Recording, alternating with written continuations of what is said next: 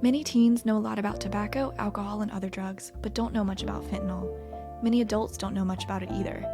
You deserve to know what fentanyl is, how it might impact you and your friends, and what to do if someone has an overdose. Fentanyl is a synthetic opioid that is 50 to 100 times stronger than morphine.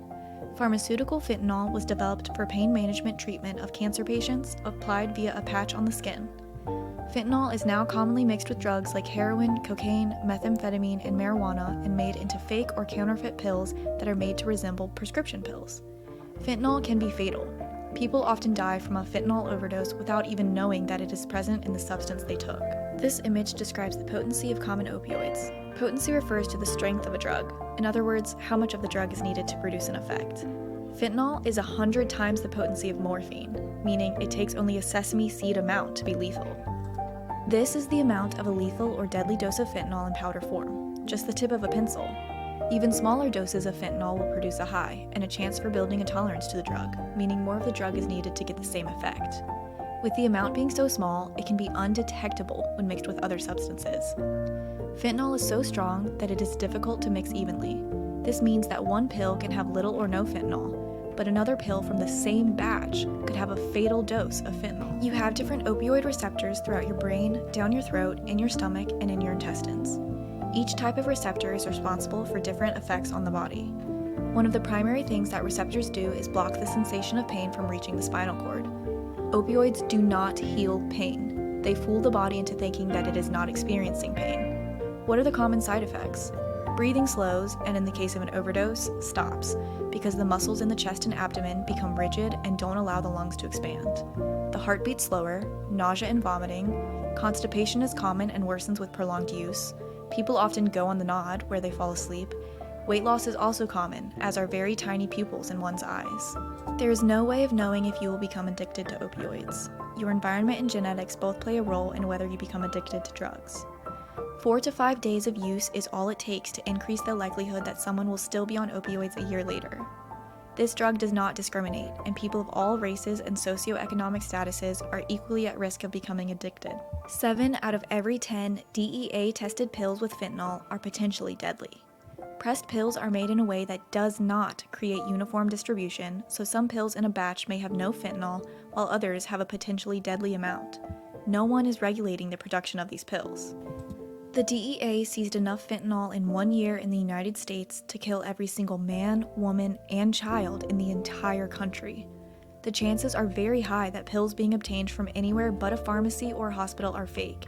It is not worth the risk that goes with them. Here is oxycodone. Either option 1 or 2 is real. What's your guess? What did you guess? Option 2 is incorrect. Option 1 is the real oxycodone. Let's try another with Xanax. What's your guess? Option 2 is the real pill. The only way to know for sure is to have the pills tested in a lab. Even pharmacists have a hard time telling the difference, and they dispense medication many times per day. It is never safe to take a pill from anyone other than a licensed medical professional. You will not be able to tell if it is fake or not just by looking at it. Many fake pills are made to look like oxycodone, Percocet, Xanax, Adderall, and more. Other types of pills might also be fake. Fentanyl is very cheap to produce and requires only tiny amounts to get people high, so the profit margins on making these drugs is enormous. This graph shows the leading causes of death for Americans aged 18 to 45. Fentanyl is now the #1 cause of death. Here are the signs of an opioid overdose. If a person is discovered with the following symptoms, it is vital that 911 is called immediately. Not everyone will have all the symptoms. An overdose very commonly looks like someone is sleeping. There is about a 5-minute window to revive someone from an overdose if they have stopped breathing before the risk of damage to the brain begins due to a lack of oxygen. Opioid overdose chances increase if opioids are combined with alcohol or benzodiazepine. If there is an overdose, do not leave the person alone. They need help. Leaving people in places where they might be discovered is a big risk. There is a law in Virginia that protects people who call to report an overdose, even if they are using drugs themselves. This is called the Good Samaritan Law. In other words, it keeps them from getting in trouble. It is designed to get people help by trained professionals to try and prevent death. Always err on the side of caution and give naloxone if it is available. It will not hurt someone if you give them naloxone and they are not experiencing an overdose. Remember to call 911 at the first sign of overdose.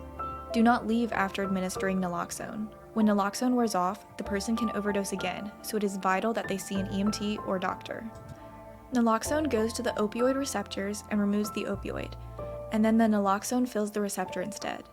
When enough of the opioid is removed from the receptors, the overdose is reversed, and the person will wake up. Someone who has been revived with naloxone should not be left alone in case the naloxone wears off, which could cause another overdose. What is the best way to stay safe? Avoid random pills. Taking a random pill is gambling with your life. Fentanyl has been found in almost every illegal drug, and it is very hard to tell when it is present. Only take medication prescribed to you by a licensed medical professional. Pain is important information. Our bodies produce pain as a sign that something is wrong. Opioids trick the body into believing that we are not in pain. Switching to a non-opioid pain management strategy as soon as possible helps to prevent opioid dependence and potential addiction.